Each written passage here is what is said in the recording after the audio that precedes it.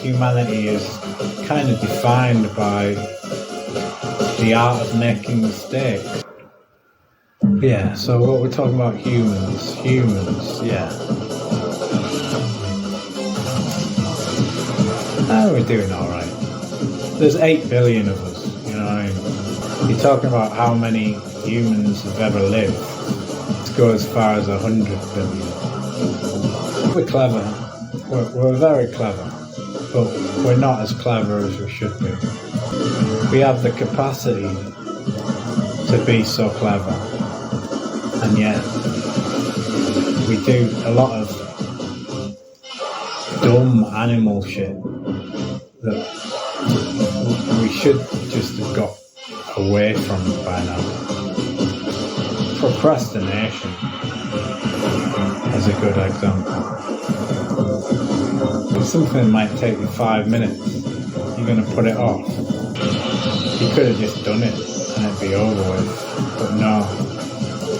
We like to procrastinate things. Not all of us, but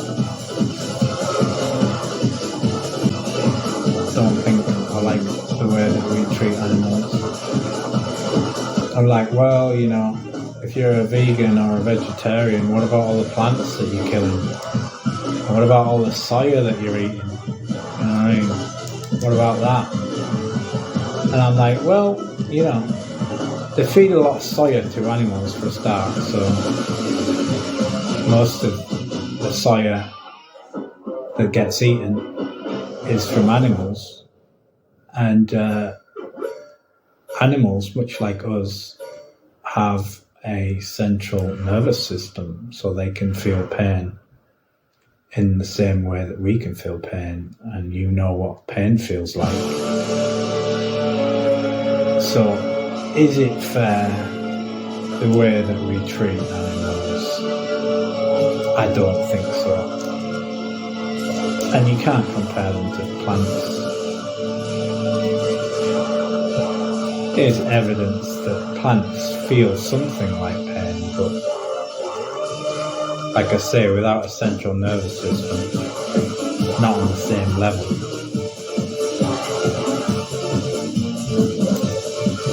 Apparently, plants scream when like when you're cutting the grass. Plants like scream, or the smell of the grass is like a warning signal for all the other plants in the area. That's quite scary. Think about it. To think if that's true. Oh, shit. How do we wrap this up? Okay, we started with death. Let's end with life. You know what I mean? Most people who are afraid to die are afraid to live as well. You know what I mean? Life is for the living. You know what I mean?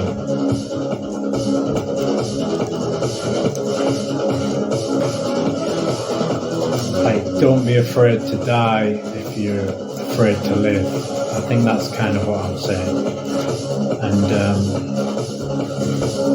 I think we should try and live our lives more full, and then we get a lot out of it. We get a lot more out of it if we just lived our life more fully. But like I was saying, you know, we didn't ask to be born, but I think we're here and we should enjoy life while we have it.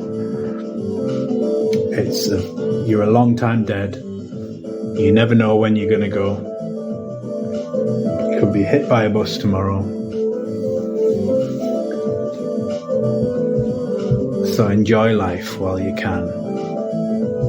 And I don't mean that in a bleak way. I just mean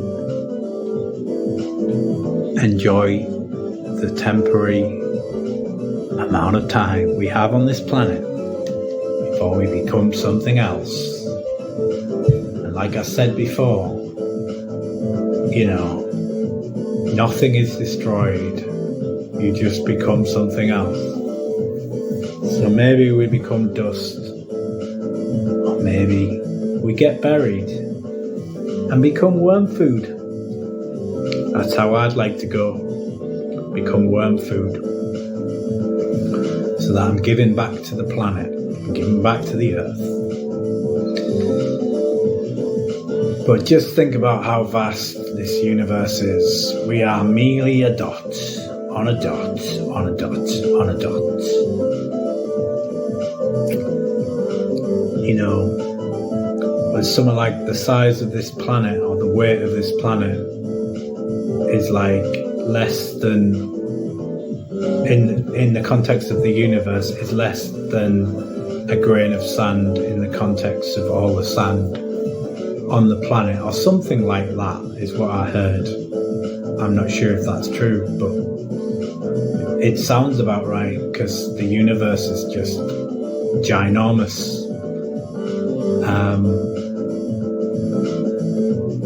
And I'll end on that, because I can't think of anything better to say than the universe is ginormous. And it also sounds like a bit of a sex joke in my head, so I will end on that.